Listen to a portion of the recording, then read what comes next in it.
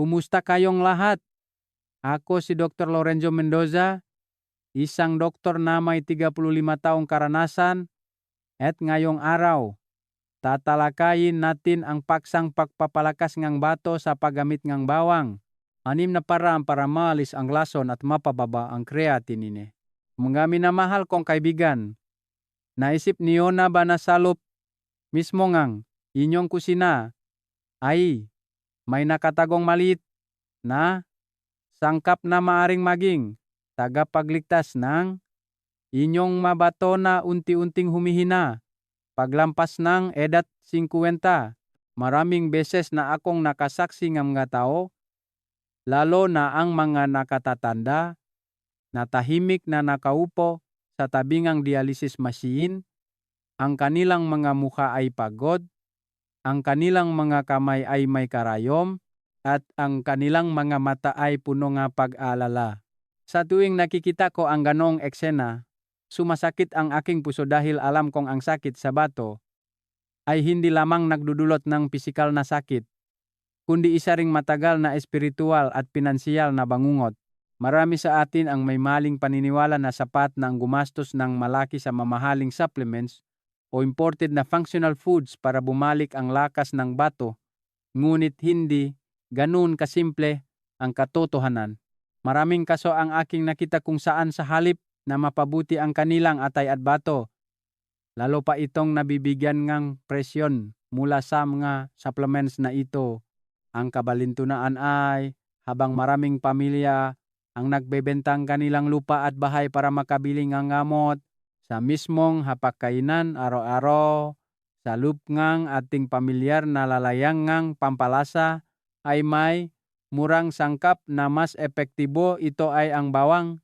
Kapag binanggit ang bawang, madalas nating naisip ang isang pampalasa na nagpapasarap sa pagkain o isang tradisyonal na lunas para sa sipon at trangkaso. Ngunit pinatunayan ng modernong agam na ang bawang ay hindi lamang doon nagtatapos. Sa loob ng bawat maliit na sibuyas ng bawang ay mayroong maraming mahahalagang bioactive compounds na makakatulong labanan ang pamamaga, antioxidants, ay regulate ang blood pressure, pagbutihin ang blood circulation, at lalo na maiwasan ang pinsala sa glomeruling bato. Ito ang mga pangunahing salik na tumutulong na mabawasan ang pasanin sa bato, mapababa ang creatinine level, at unti-unting maibalik ang paggana nito mula sa ugat. Sa video na ito, ibabahagi ko sa inyo ang 6 na ligtas at madaling paraan ng paggamit ng bawang sa pang-araw-araw na pagkain na magdudulot ng malaking benepisyo sa kalusugan ng bato. Mula sa hilaw na bawang, bawang na ibinabat sa pulot, hanggang sa itim na bawang, bawat paraan ay may sariling mekanismo, may mga tunay na kwento bilang patunay, at mayroon ding siyentipikong pag-aral bilang pundasyon. Lalo na sa ika-6 na paraan, ibubunyag ko ang isang sikreto na kahit ang mga eksperto sa Japan ay kinumpirma na ito ang matibay na pananggalang na nakatulong sa maraming pasyente na maiwasan ang maagang pagda-dialysis. Kaya umasa akong susubaybayan ninyo ng buo ang video. Isang maliit na aksyon lang ang pagpindot sa subscribe button at pag-on ng notification bell para hindi ninyo mapalampas ang susunod na mga ibabahagi na maaring magbigay sa inyo at sa inyong pamilya ng mahalagang kaalaman para maprotektahan ang kalusugan. At ngayon, simulan natin sa mas malalim na pag-unawa kung bakit humihina ang bato habang tumatanda at kung ano ang papel na maaring gampanan ng bawang sa proseso ng pagaling na ito. Unang bahagi, pag-unawa sa mahina na bato at ang malalim na sanhi nito.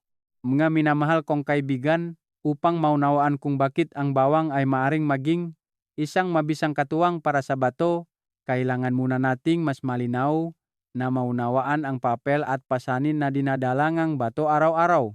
Madalas kong inihahalin tulad ang bato sa isang water filter sa isang tahanan. Ang makinang ito ay kailangang magtrabaho ng walang tigil araw at gabi. Naglilinis ng humigit kumulang 50 litrong dugo. Nagtatanggal ng toxins. Nagbabalansa ng mineral salts. Nagpapanatili ng matatag na blood pressure at tumutulong sa katawan na manatili sa balanse. Kapag bata pa, ang bato ay parang isang bagong filter. Makinis at matibay. Halos walang pumapansin dito. Ngunit pagdating ng edad 50 o 60, nagsisimula itong bumara. Ang proseso ng pagsala ay nagiging mabagal at hindi gaanong epektibo. Sa oras na ito, unti-unting tumataas ang antas ng creatinine sa dugo. Maaring magbago ang kulay ng ihi, lumitao ang puting bula, o ang kondisyon ng madalas na pag-ihi sa gabi. Maaring makaramdam kayong matagal na pagod, pananakit ng likod, at bahagyang pamamagangang kamay at paa sa umaga. Ito ang mga babala na ang bato ay overwork at unti-unting humihina. Ang sanhing pahinangang bato ay hindi lamang simpleng patanda. Malaking bahagi nito ay mula sa matagal ng gawi sa pamumuhay. Maalat na pagkain, kaunting tubig, labis na paggamit ng pain relievers o antibiotics, at paulit-ulit na impeksyon sa urinary tract, lahat ay nakakapinsala, samga, selula, nege, bato.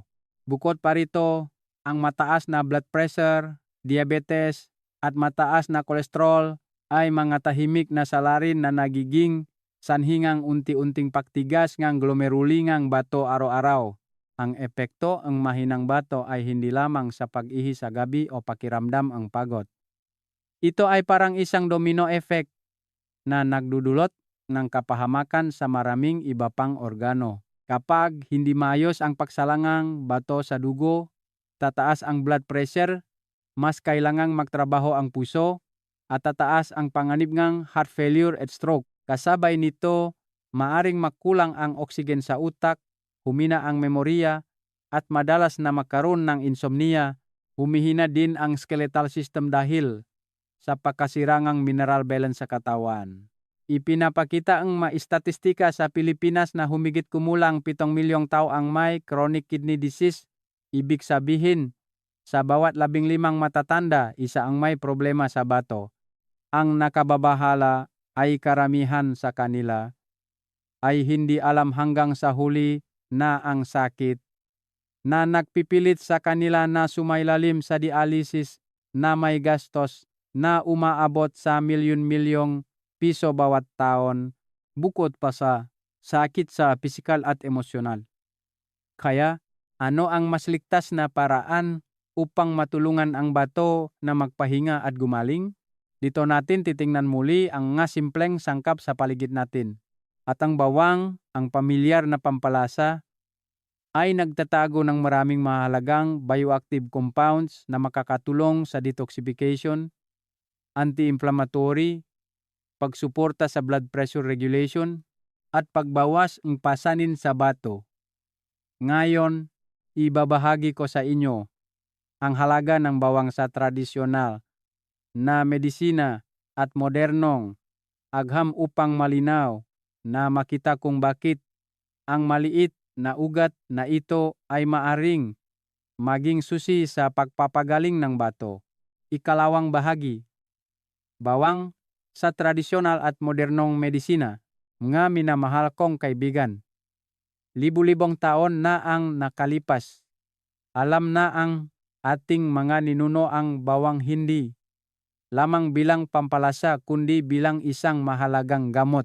Sa tradisyonal na medisina, ang bawang ay inilarawan bilang maanghang, mainit, at pumapasok sa mga meridian ng spleen, stomach, at kidney.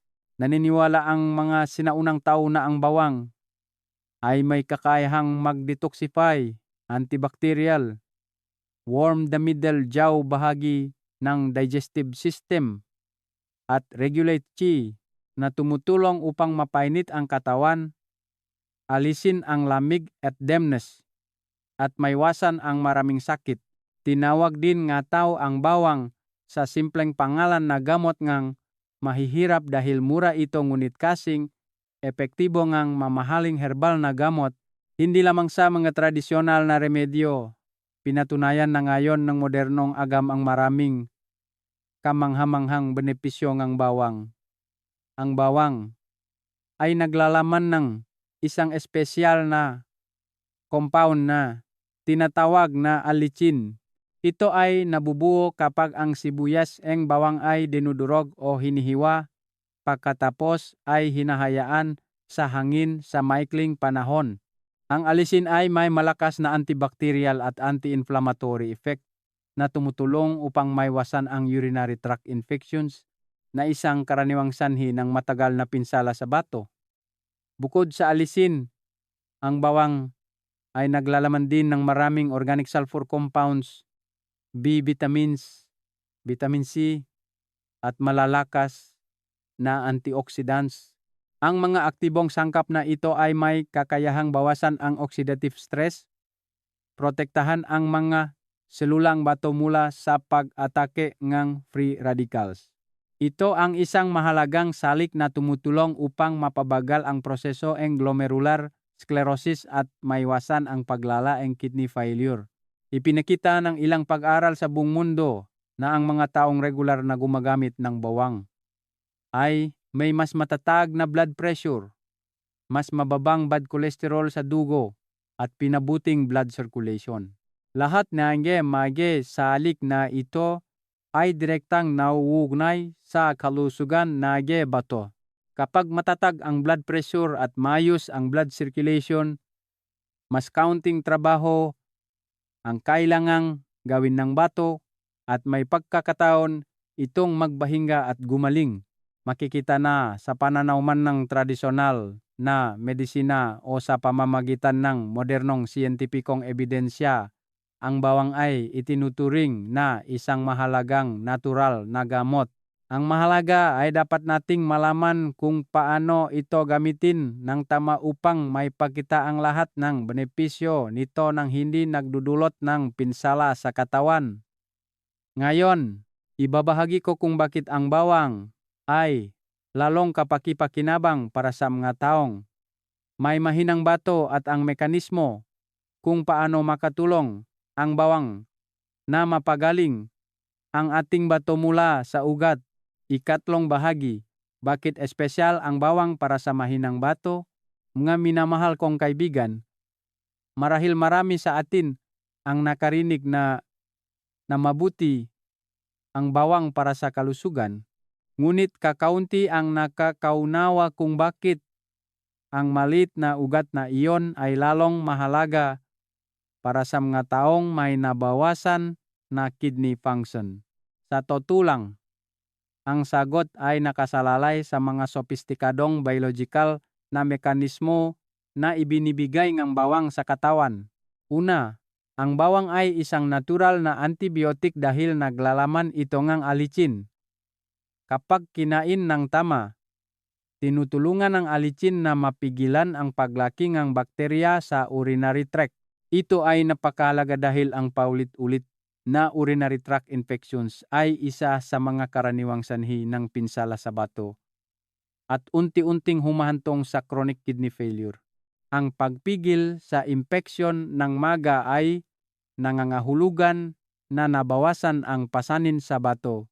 Pangalawa, ang bawang ay naglalaman ng maraming malakas na antioxidants na may kakayahang ay neutralize ang free radicals.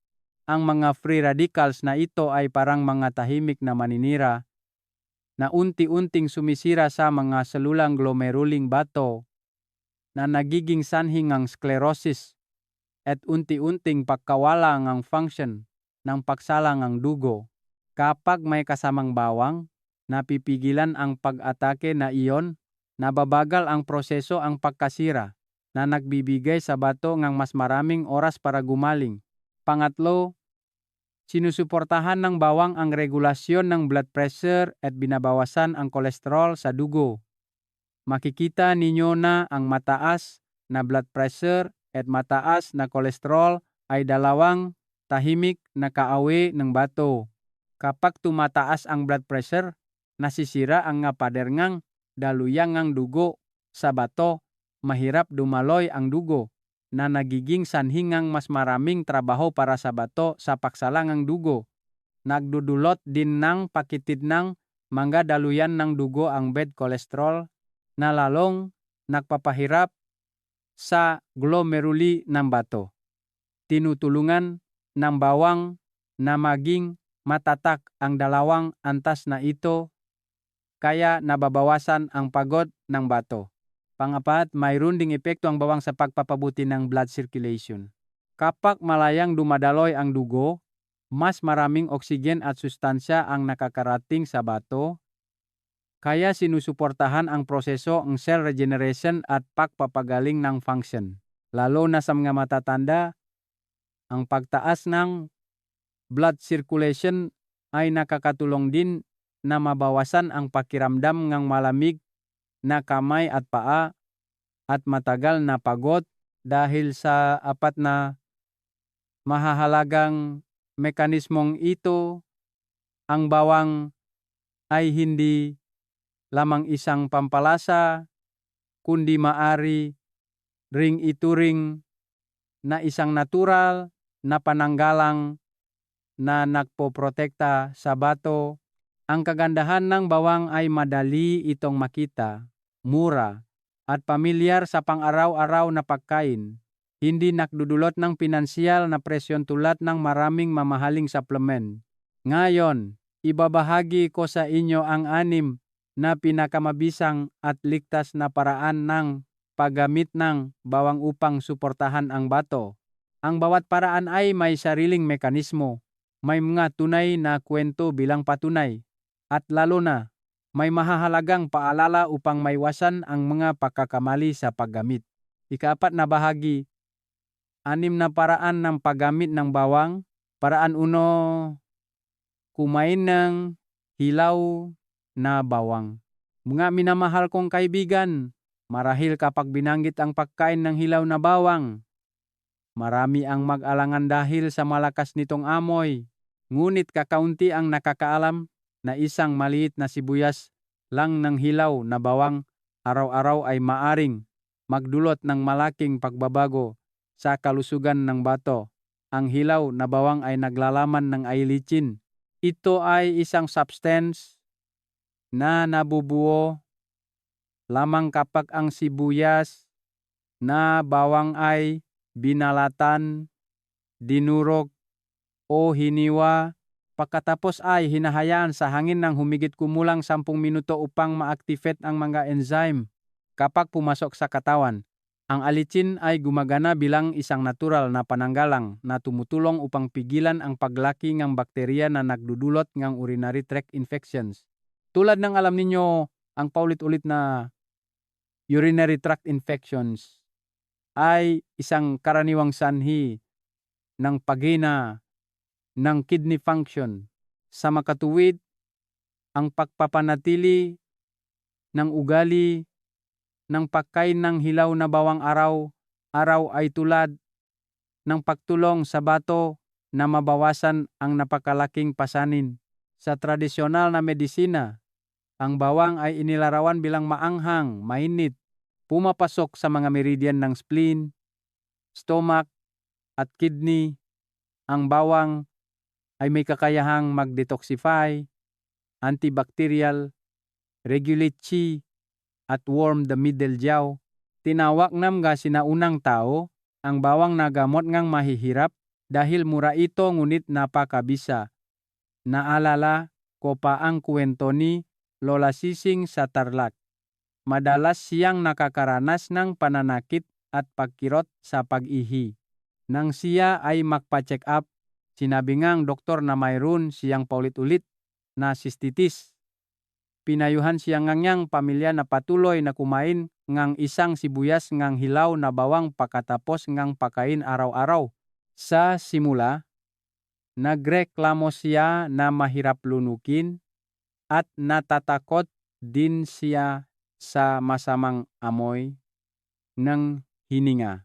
Ngunit pagkatapos ngang isang buwan, masayang ibinalita niya na halos nawala ang pananakit sa pag-ihi, mas madali na siyang umihi at wala na ang pakiramdam ngang pagabdi.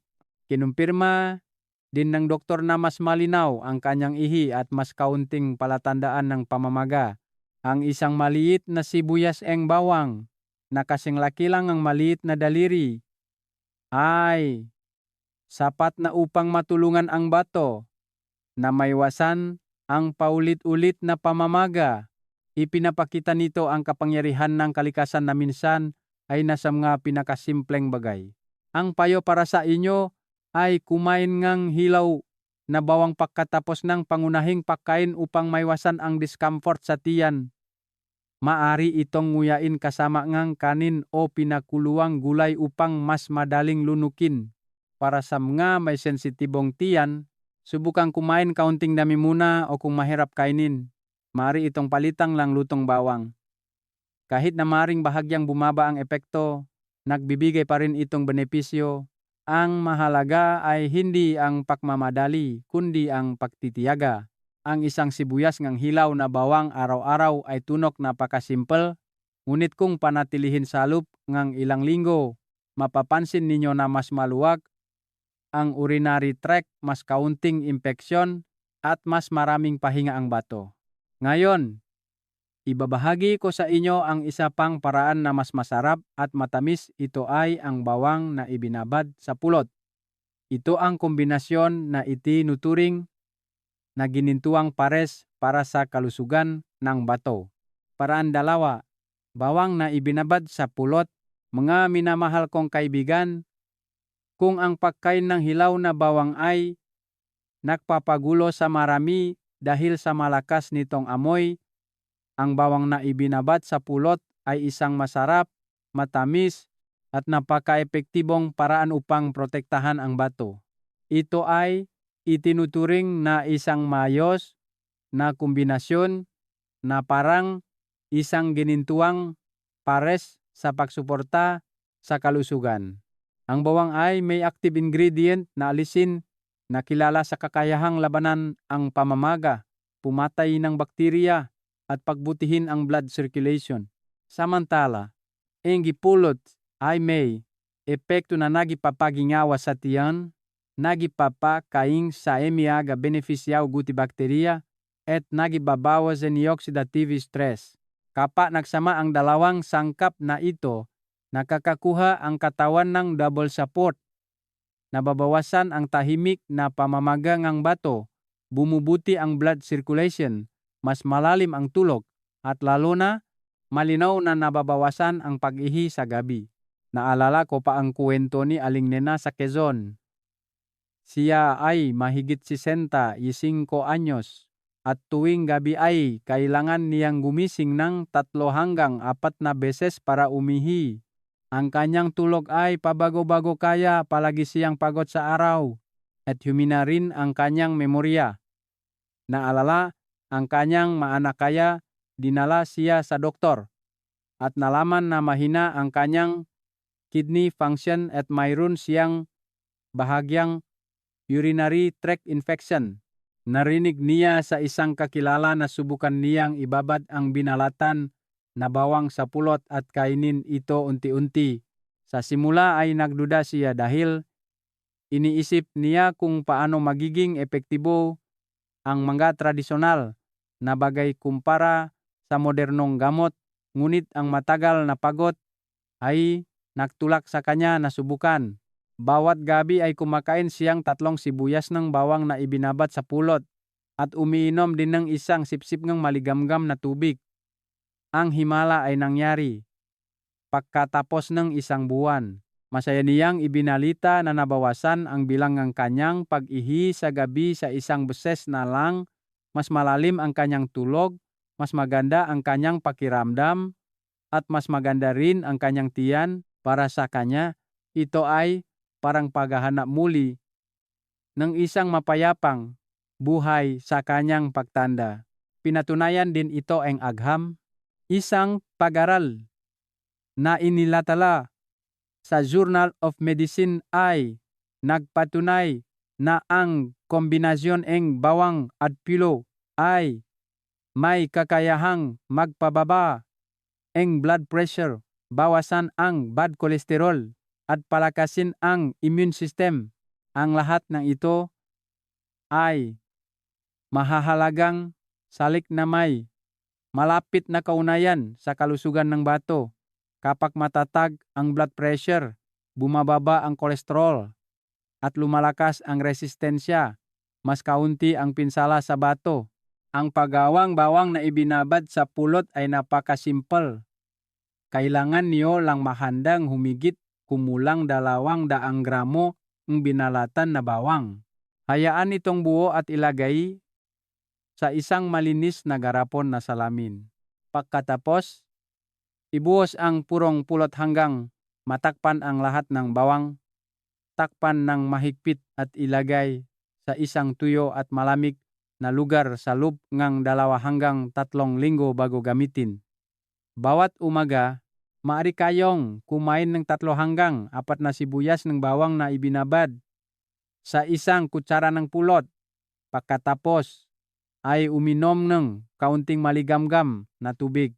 Ang matamis na lasang ang pulot ay makakabawas ng malaki sa maanghang na amoy ng bawang na mas madaling kainin. Gayunpaman, nais kong paalalahanan na ang may diabetes ay kailangang kumonsulta sa doktor bago gamitin dahil maaring magpataas ng blood sugar ang pulot. Sa kaso ng allergy sa pulot, maaari ninyong palitan ito ng light molasses. Bagamat hindi kasing epektibo, sinusuportahan pa rin nito ang panunaw at blood circulation. Bawat umaga, sa halip na mamahaling supplements, isang kutsara lang bawang na ibinabad sa pulot ay masarap, nakakainit ng tiyan, at tahimik na nagpapakain sa bato araw-araw. Ito ay isang maliit na ugali ngunit nagdudulot ng malaking benepisyo. Ngayon, ibabahagi ko sa inyo ang ikatlong paraan, isang napakadaling gawin, masarap, at mas ligtas na paraan kaysa sa ugaling ang pagprito sa mantika. Ito ay ang inihaw na bawang. Paraan 3, inihaw na bawang. Nga minamahal kong kaibigan, maraming matatanda ang gustong-gusto ang ginintuang at malutong na bawang na niluto sa mantika dahil sa masarap na amoy nito na nagpapagana sa pagkain. Ngunit kakaunti ang nakakaalam na ang pagbrito ng bawang sa mataas na temperatura ay lumiliha ng maraming masamang oxidizing agents. Ang mga sangkap na ito ay nagpapahirap sa atay at ang bato ay kailangang magtrabaho ng husto upang alisin ang toxins. Ang regular na pagkain nito sa mahabang panahon ay maaring magdulot ng pagod sa katawan at ang bato ay unti-unting humihina nang hindi natin napapansin. Samantala, sa kaunting pagbabago lang sa paraan ng pagluluto, mas mapoprotektahan na ang bato. Ito ay ang pag-ihaw ng buong bawang na may balat. Kapag inihaw, ang manipis na balat sa labas ay nagsisilbing natural na pananggalang na nagpapanatili sa mga active ingredients sa loob. Iniwasan ang pagkasunog o pagkawala ng amoy. Kapag luto na, ang sibuyas nga bawang ay nagiging bahagyang mabango, matamis, madaling nguyain, at wala na ang malakas na amoy. Kaya ang mga matatanda na nahihirapan kumain na hilaw na bawang ay madaling tanggapin ito. Ipinapakita ng modernong aham na ang inihaw na bawang ay nagpapanatili pa rin ng mga mahalagang antioxidant compounds na may epekto sa pagbagal ng pamamaga, pagprotekta sa mga selulang ng bato, at pagpigil sa maukang pagtsanda. Ito ay isang double benefit, masarap at nakakapagbalusog sa bato. Naalala ko ang kwento ni Ka Roger 74 na taong gulang sa Pangasinan. Dati, gustong-gusto niya ang adobong baboy na niluto na may bawang na paborito niya. Ngunit sa isang check-up, sinabing doktor na pabago-bago ang blood pressure niya at mataas ang kolesterol. Pinayuhan ko siya na baguhin ang kanyang ugali, subukang mag-ihaw gawang sa halip na prituhin sa mantika. Sa simula, naalala siya na baka maging matabang ang lasa, ngunit sinubukan din niya. Bawat gabi, nag-ihaw siya ngang 2 hanggang 3 maliit na sibuyas hanggang bawang at kinakain pagkatapos ang hapunan. Ang nakakagulat ay pagkatapos lang ng 2 buwan, naging mas matatag ang blood pressure niya. Binawasan ng doktor ang dosis ng gamot sa high blood at mas malalim din ang tulog niya. Nagtawanan siya at sinabing simula nang kumain siya ng inihaw na bawang, mainit ang kanyang tiyan, masarap ang tulog, at hindi na siya nakakrave ng piniritong pagkain tulad ng dati. Para sa mga matatanda, ang pagkain nga inihaw na bawang ay hindi lamang nakakaprotekta sa bato kundi mabuti rin para sa panunaw at cardiovascular system. Ang inihaw na bawang ay maaring makabawas sa pakiramdam ng pagkabundat at indigesyon sa gabi at nagdudulot din ng pakiramdam ng pagkakarelax na parang isang light mental therapy bago matulog. Ilang paalala ang nais kong ulitin. Kapag nag-ihaw, dapat ay mahina ang apoy, iwasan ang pagkasunong, gawang dahil maari itong lumikang nakakapinsalang substance. Maari itong ihawin gamit ang uling, electric oven, o air fryer. Bawat araw, 3 maliit na sibuyas lang ang dapat kainin upang maiwasan ang pananakit ng tiyan. Kaya, sa pamamagitan lamang ng pag-iwas sa ugali ng pagprito sa mantika at pagpili ng pag-ihaw, nakapagdagdag tayo ng isang mahalagang layer ng proteksyon para sa bato. Ngayon, ibabahagi ko sa inyo ang ika-4 na paraan. Isang mainit na kombinasyon ng 2 pamilyar na sangkap sa kusina, bawang at luya. Ito ay isang simpleng inumin ngunit may kakayahang suportahan ang blood circulation at bawasan ang pag-ihi sa gabi. Paraan 4. Inuming bawang at luya. Mga minamahal kong kaibigan, matagal nang ipinapasa sa bayan na ang pagbabad ng paa sa luya at asin sa gabi ay makakatulong upang maging mas malakas ang katawan, mas kaunting pananakit ng likod, at mabawasan ang pag-ihi sa gabi. Sa katunayan, hindi ito walang basehan. Kapag pinagsama ang luya at bawang, nagiging supplementary pair sila na nagbibigay ng malaking benepisyo sa kalusugan ng bato. Sa tradisyonal na medisina, ang luya ay may mainit na katangian na may kakayahang magpainit at magpakalat ng lamig. Ang bawang naman ay may mainit ding katangian na may epekto ng detoxification, antibacterial, warming yang at regulating ki. Kapag magkasama, ang 2 sangkap na ito ay parang 2 espada na nagtutulungan. Nagpapainit sa ibabang bahagi ng tiyan, kung saan ang 2 bato ay walang tigil na nagtatrabaho. Lumalawa ang mga daluyang ng dugo, lumalakas ang blood circulation, kaya mas maraming oxygen at sustansya ang nakukuha ng bato, at mas nagiging mayos ang pagsalang ng dugo. Kung titignan sa modernong siyentipikong pananaw, ang luya at bawang ay naglalaman ng maraming bioactive compounds na may natural na anti-inflammatory properties, nakakabawas ng kolesterol, at nagpoprotekta sa mga daluyan ng dugo.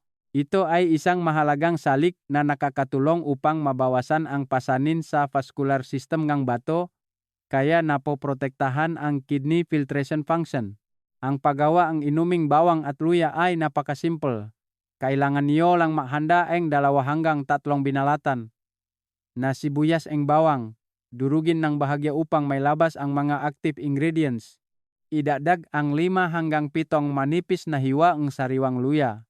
Ilagay lahat sa kaldero kasama ang humigit kumulang 300 ml ng tubig. Pakuluan sa mahina na apoy sa loob ng 5 hanggang 7 minuto. Kapag nagsimulang kumulo ang tubig, mapapansin niyo ang mainit na amoy na kumakalat. Pagkatapos humigit kumulang 30 minuto pagkatapos almusal.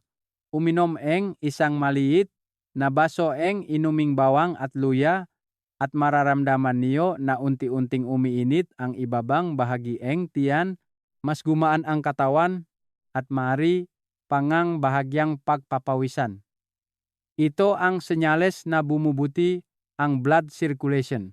Naaalala ko noong nagtatrabaho ako sa Cebu, nagkaroon ako ng pagkakataong makilala si Aling Rosa, mahigit 60 anyos. Madalas siyang umihi sa gabi at madalas ding nilalamig ang kanyang kamay at paa at pabago-bago ang kanyang tulok. Iminungkahi ko sa kanya na subukang uminom ng inuming bawang at luya bawat umaga. Pagkatapos ng 1 buwan, nakilala niya akong muli at masayang sinabi na tuwing gabi ay tuloy-tuloy siyang nakakatulog hanggang alas 4 o alas 5 ng umaga bago umihi at mas malakas at mainit ang kanyang katawan. Gayunpaman, nais kong paalalahanan kayo ng ilang mahahalagang paalala. Ang mga may acute stomach ulcers o matinding acid reflux ay hindi dapat gumamit nito dahil ang inuming bawang at luya ay maaring magpainit sa lining ng bituka na nagdudulot ng discomfort. Ang mga may mababang blood pressure ay kailangan ding mag-ingat at gumamit lamang ng kaunting dami upang maiwasan ang pagbaba ng blood pressure. Para sa mga may matatag na kalusugan na walang malalang problema sa panunaw, ang isang maliit na baso araw-araw ay sapat na upang mapanatili ang bato.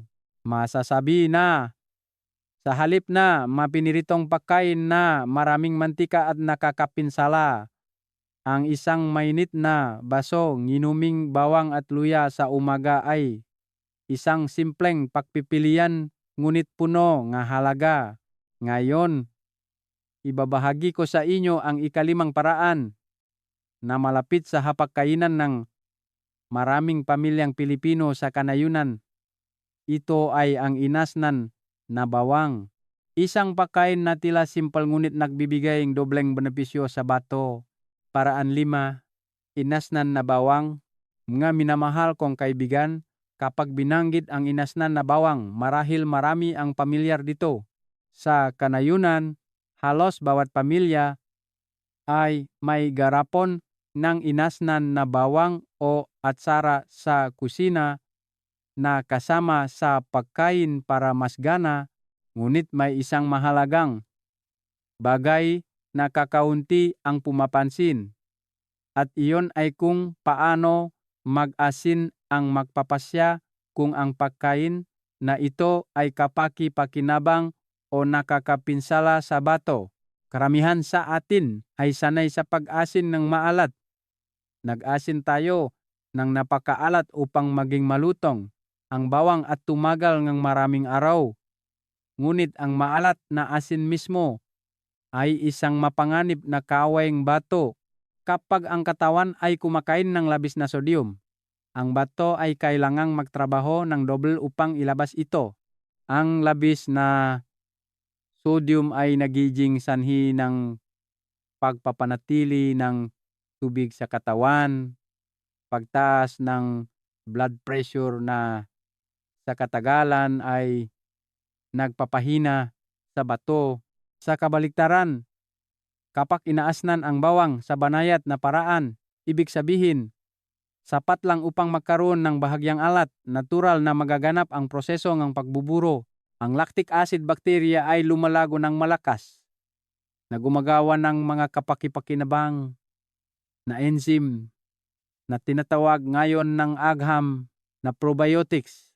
Ang mga beneficial bacteria na ito ay nakakatulong na linisin ang bituka, sumusuporta sa panunaw, binabawasan ang bloating, at higit sa lahat, nakakatulong sila na mabawasan ang toksin sa dugo.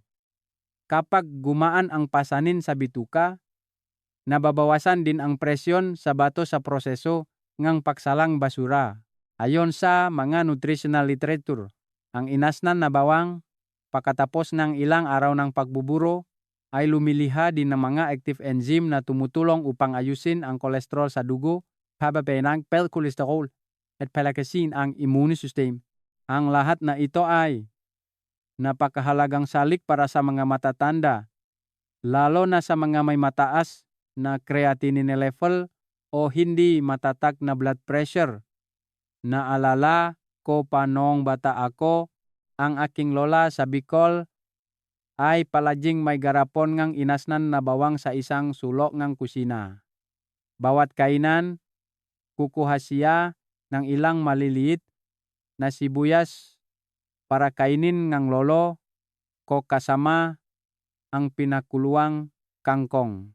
Ang aking lolo ay mahigit 70 anyos na ngunit malusog pa rin ang kanyang panunaw. Bihirang nakakaranas ng bloating at regular din ang kanyang tulog. Nang mag-aral ako ng nutrition, naintindihan ko na ang natural na enzyme mula sa banayad na inasnan na bawang ang sumusuporta sa bituka at nakakatulong na mabawasan ang pasanin sa bato. Napakasimple lang paggawa ng inasnan na bawang. Kailangan niyo lang maghanda ng sapat na tubig alat. Kapag natikman niyo na may bahagyang alat, sapat na iyon. Hindi kailangang maalat. Ilagay ang binalatan na bawang sa isang malinis na garapon na salamin. Ibuhos ang inihandang tubig alat hanggang matakpan ang lahat ng bawang. Pagkatapos ng humigit kumulang 5 hanggang 7 araw, kapag naging maputlang dilaw ang sibuyas ng bawang, may banayat na amoy at hindi na maanghang, maaari na itong gamitin. Bawat kainan, 2 maliit na sibuyas lang ang dapat kainin, kasama ang plain rice o pinakuluang gulay upang balansehin. Ang mahalagang punto na nais kong bigyang diin ay ang pagkakaiba ay hindi nasa uri ng pagkain kundi sa paraan ng pagluluto. Ang maalat na pag-asin ay nakakapinsala, ang banayat na pag-asin ay nagiging kapaki-pakinabang. Sa kaunting pagbabago lang sa ugali, ang pamilyar na inasnan na bawang ay nagiging isang natural na gamot na tumutulong sa bato na magpahinga. Ngayon, ibabahagi ko sa inyo ang ika-6 na paraan na itinuturing na pinakamahalagang punto sa 6 na paraan ng paggamit ng bawang para sa mga taong may mahinang bato. Ito ay ang black garlic, ang pagkain na tinatawag ng mga siyentista sa Japan na isang mahusay na antioxidant shield para sa bato. Paraan 6, black garlic, itim na bawang. Mga minamahal kong kaibigan, sa 6 na paraan ng paggamit ng bawang upang protektahan at pagalingin ang bato, ang black garlic ang itinuturing na pinakamahalagang punto. Sa Pilipinas, karamihan sa atin ay pamilyar sa puting bawang na ginagamit sa pang-araw-araw na pagkain.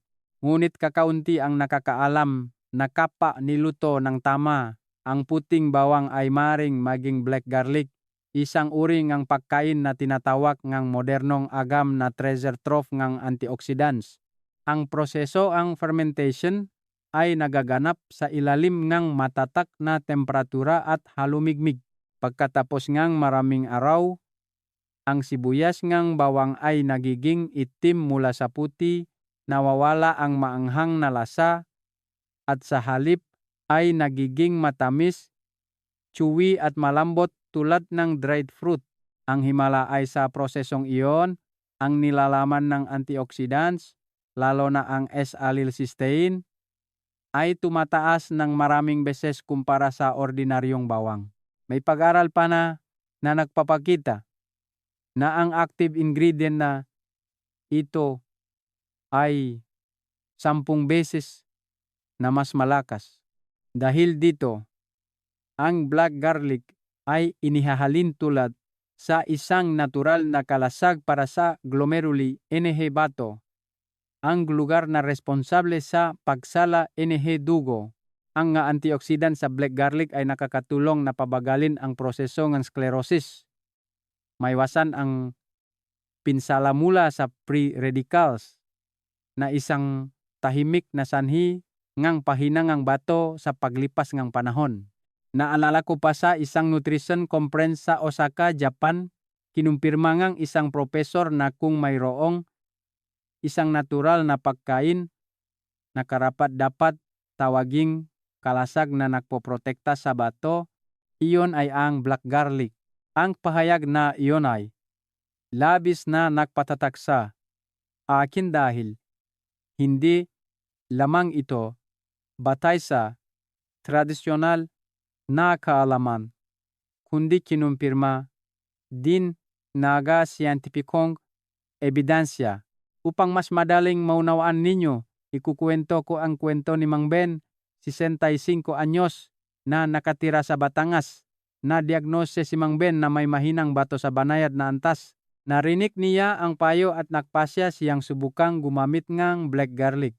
Kumakain ng isang maliit na sibuyas bawat umaga. Pagkatapos ng humigit kumulang 2 buwan, ibinahagi ni Mang Ben na mas kaunti ang pagod ng kanyang katawan. Bumaba ng malaki ang bilang kanyang paghihi sa gabi, mula 3 beses ay naging 1 beses na lang.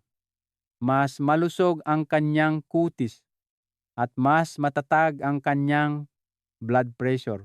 Ito ay isang malinaw na patunay na minsan hindi kailangan ng komplikadong gamot. Isang tamang pagkain lang ay makakapagdala ng malaking pagbabago.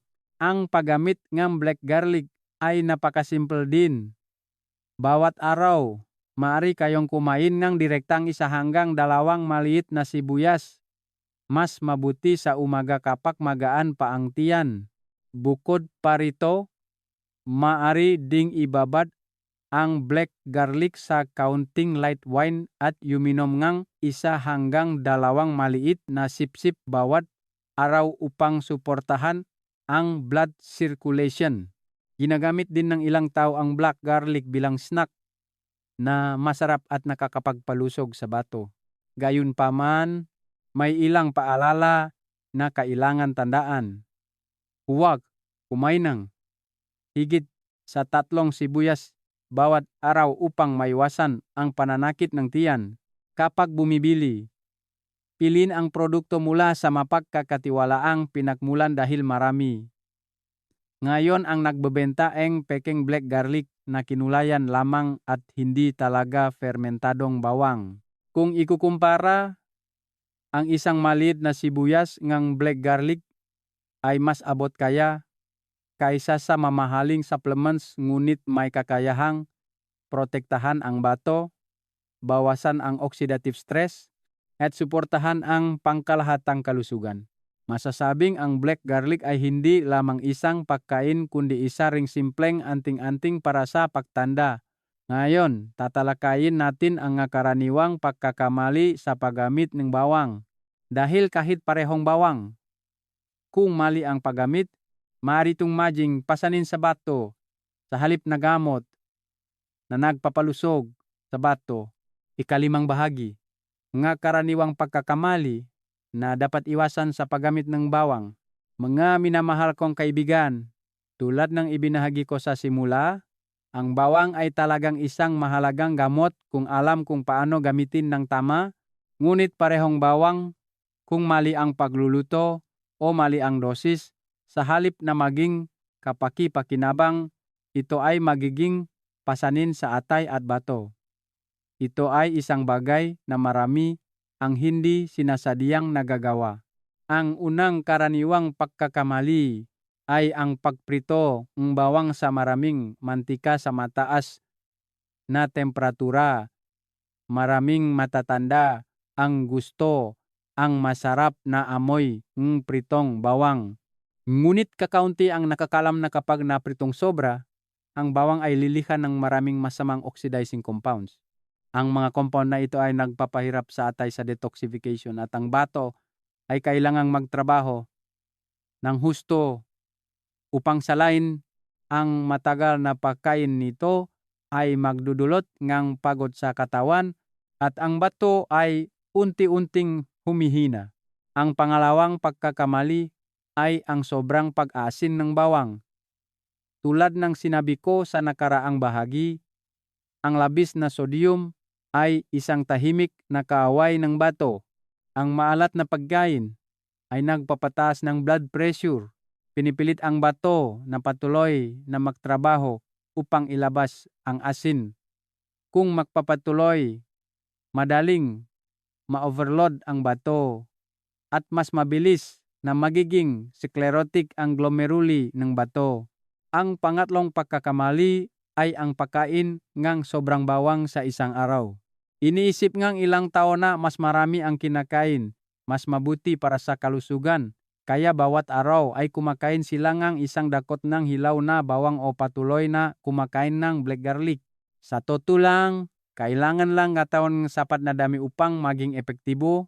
Ang labis na pagkain ay maaring magdulot ng pananakit ng tiyan, heartburn, indigestion, at maari pa ngang makaapekto sa lining ng tiyan.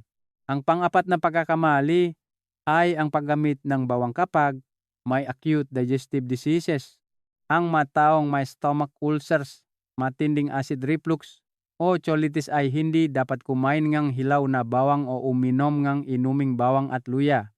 Dahil ang maanghang at mainit na katangian ng bawang ay maaring magdulot ng iritasyon na lalong nagpapalala sa sakit.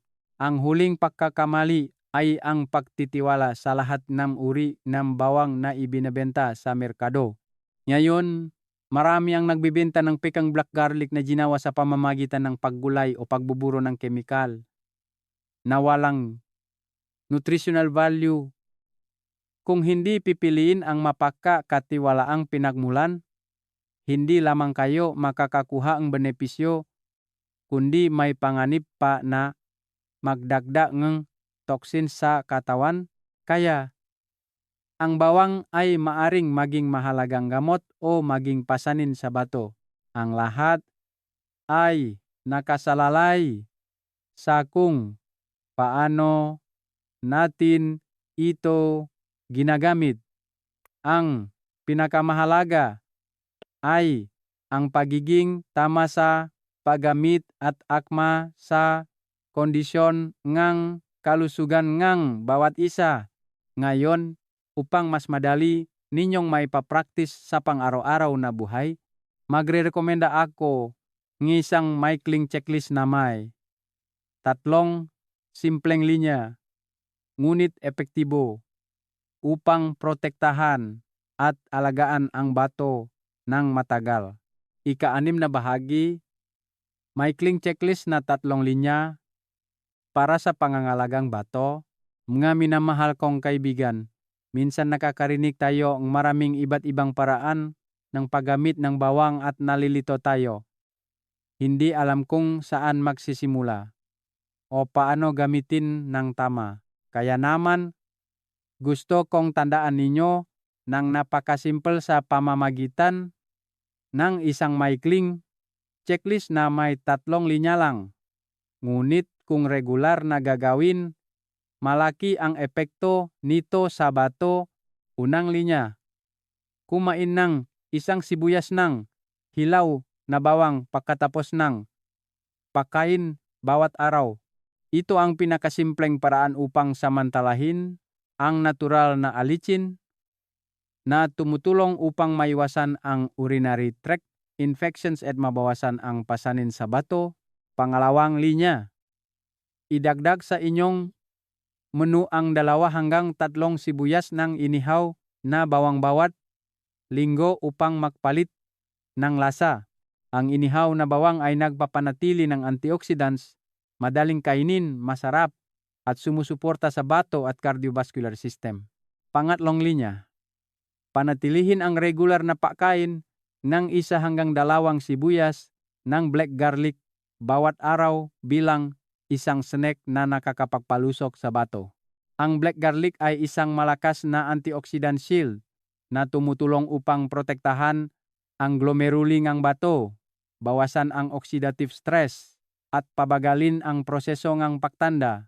Kung gusto ninyong magkaroon ng mas maraming oras at variety, maari din paminsan-minsan na ibabad ang bawang sa pulot.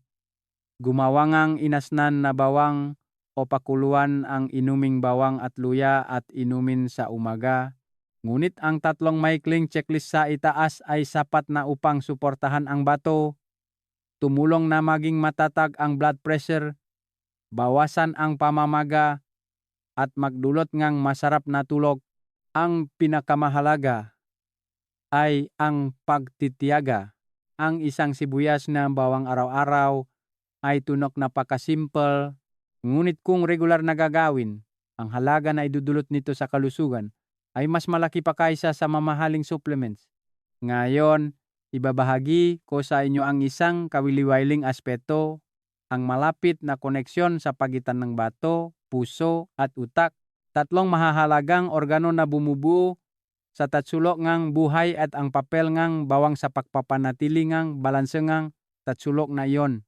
Ikapitong bahagi, bawang at ang tatsulok ngang buhay, bato, puso, utak, mga minamahal kong kaibigan, sa katawan ng tao, may 3 mahalagang organo na parang 3 sulok ng isang tatsulok ng buhay.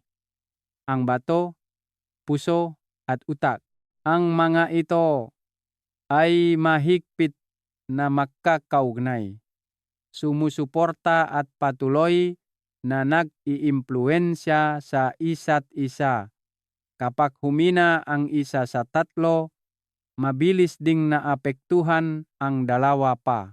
Subukang isipin, kapag malusok ang bato, malinis ang dugo, matatak ang presyon sa mga daluyan ng dugo, hindi napipilitan ang puso na magtrabaho ng labis, at nakakatanggap ang utak ng sapat na dugo na mayaman sa oxygen upang gumana ng malinaw. Sa kabaliktaran, kapag humina ang bato, tumataas ang creatinine, pabago-bago ang blood pressure, mas kailangang magtrabaho ang puso, at madaling makaranas ngang ischemic stroke ang utak. Nagpapatas ito ng panganib ng stroke, heart failure, o dementia. Sa koneksyon na iyon, ang bawang ay gumaganap bilang isang gatekeeper na nagpapanatiling balanseng tatsulok ng buhay. Una sa lahat, ang sulfur compounds sa bawang ay nakakatulong na palawakin ang daluyan ng dugo, maiwasan ang arteriosclerotic plaques, kaya nababawasan ang panganib ng myocardial infarction. Sumunod, ang malalakas na antioxidants sa bawang, lalo na ang black garlic, ay nakakatulong na protektahan ang mga nerve cell membranes, pabagalin ang prosesong degeneration, suportahan ang memorya, at bawasan ang dementia sa mga matatanda. Panghuli, nakakatulong din ang bawang na ilabas ang bad cholesterol, bawasan ang labis na sodium, kaya nababawasan ang pagiging overwork ng bato sa pagsala ng dugo. Ikukuwento ko ang kuwento ni Lolo Pedro sa Davao, 68 anyos. Si Lolo Pedro ay may high blood pressure, madalas nahihilo, at pabago-bago ang tulog. Pagkatapos payuhan na regular na gumamit na black garlic at ilang sibuyas ng inihaw na bawang bawat linggo, pagkatapos lang ng 3 buwan, masayang ibinahagi ni Lolo Pedro na mas malalim ang kanyang tulog, mas malinaw ang kanyang isip, at mas matatag ang kanyang blood pressure. Ang kaso ni Lolo Pedro ay patunay nga matibay na koneksyon sa pagitan ng bato, puso, at utak, at ang bawang ay ang tahimik na tulay na nagpapanatili nga mas maayos na katawan. Ang pinakamahalagang bagay sa pagtanda ay hindi lamang ang mahabang buhay kundi ang malusog, malinaw, at masayang buhay kasama ang mga anak at apo. At sa kabutihang palad, sa mismong kusina, sa ilang sibuyas, lang mambawang, mapoprotektahan ninyo ng sabay-sabay ang tatlong pinakamahalagang organo ng katawan. Ngayon, tatalakayin natin ang mas maraming aral mula sa matunay na karanasan at pandaigdigang pag-aral upang mas malinaw na makita na ang benepisyong bawang ay hindi lamang tradisyonal na kaalaman kundi kinumpirma na rin ng agam. Ikawalong bahagi, ngaral mula sa tunay na karanasan at pandaigdigang pag-aral. Mga minamahal kong kaibigan, kapag pinag-usapan ang epekto ng bawang sa kalusugan, iniisip ngang marami na ito ay tradisyonal na kaalaman lamang na ipinasa sa bawat henerasyon. Ngunit lalo at lalo pang pinapatunayan ng modernong aham na ang mga pinaniniwalaan ng ating mga lolo't lola ay may matibay na pundasyon. Una sa lahat, nais kong ulitin ang isang karanasan na nagkaroon ako ng pagkakataong dumalo sa isang nutrition conference sa Osaka, Japan. Dun, kinumpirma ng isang profesor na dalubhasa sa nutrition na ang black garlic ay isa sa mga natural na pagkain na karapat-dapat tawaging kalasak na nagpoprotekta sa bato. Ang dahilan ay sa black garlic.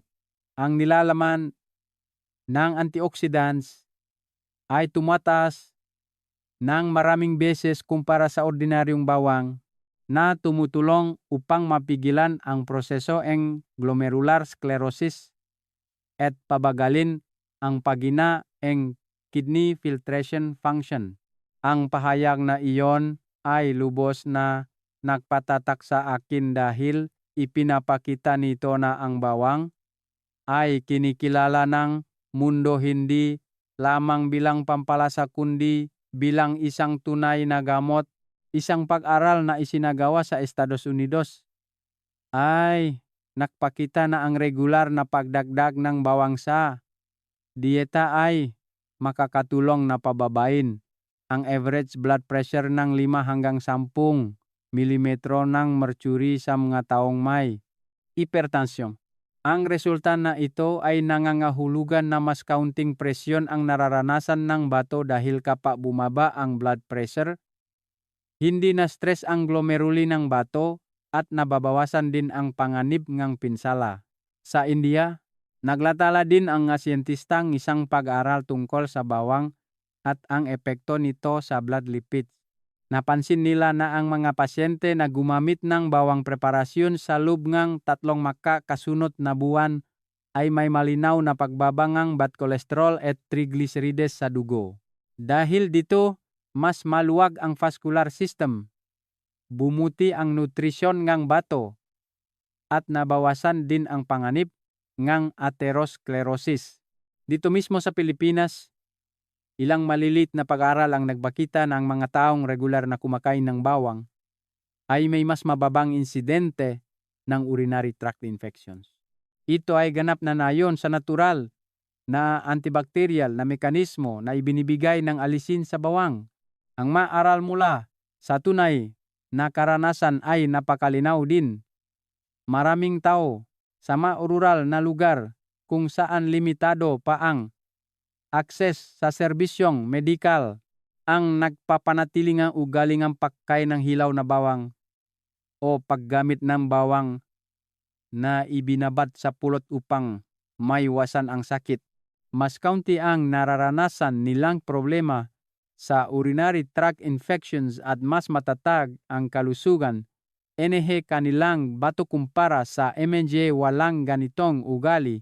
Ito ay isang buhay na patunay na ang mga simpleng paraan kung patuloy na gagawin ay maaring madulot ng mas matagal na epekto kaysa sa mamahaling produkto. Makikita na mula sa modernong research laboratories hanggang sa pang-araw-araw na karanasan, pinapatunayan ng bawang ang isang simpleng bagay.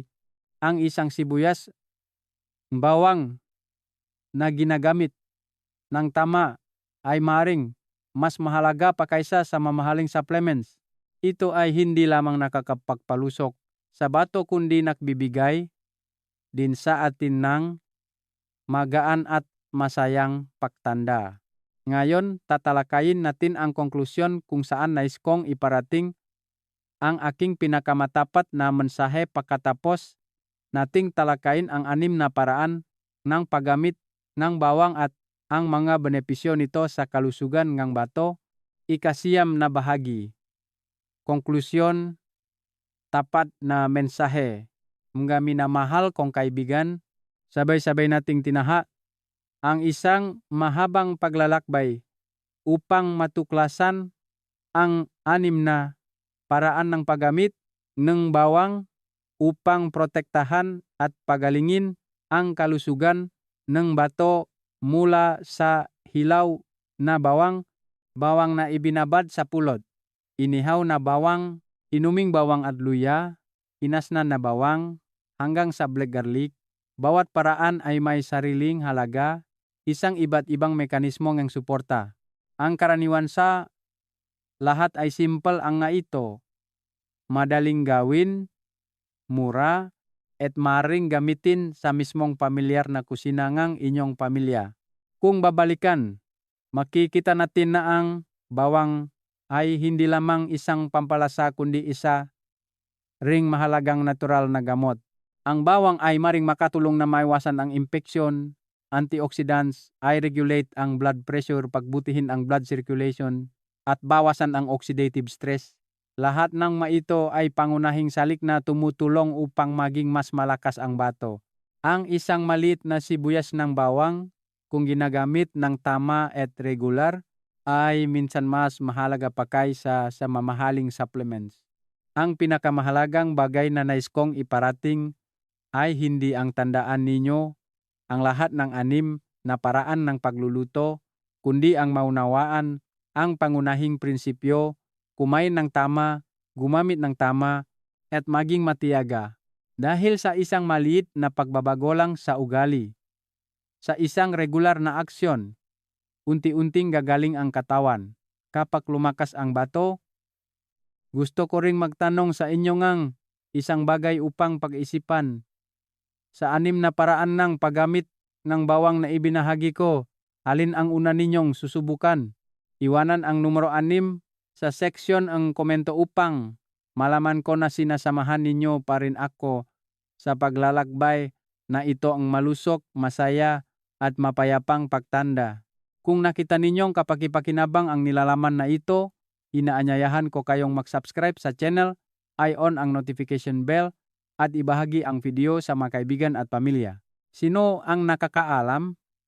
Marahil isang tao lang ang makakarinig ngayong araw ay mababawasan ngang isang beses na dialysis, mababawasan ngang isang gabi ng insomnia dahil sa pag-ihi sa gabi. Mga minamahal kong kaibigan, ang pinakagusto ko ay hindi kung gaano karaming taon pa tayo mabubuhay, kundi ang bawat araw ng pagtanda ay malusok, malinaw, at masaya kasama ang mga anak at apo. Ang isang sibuyas lang ng bawang araw-araw, kung gagamitin ng tama, ay maaari ring maging isang simpleng regalo na magdudulot ng malaking pagbabago. Maraming salamat sa inyong panonood hanggang sa huli. Nawai palagi kayong maging ligtas, malusok, at makita-kita tayo sa susunod na video.